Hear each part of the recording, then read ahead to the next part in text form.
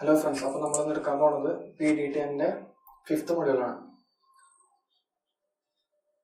Module 5. Now we will study Newton's Raphson method, iteration method, Lagrange's method, Newton's forward interpolation, Newton's backward interpolation.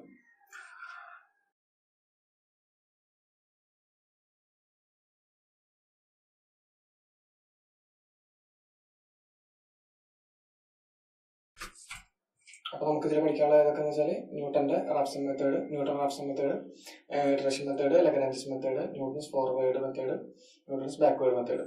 അപ്പോൾ അടുത്ത വീഡിയോക്ക് നമുക്ക് പോവാം.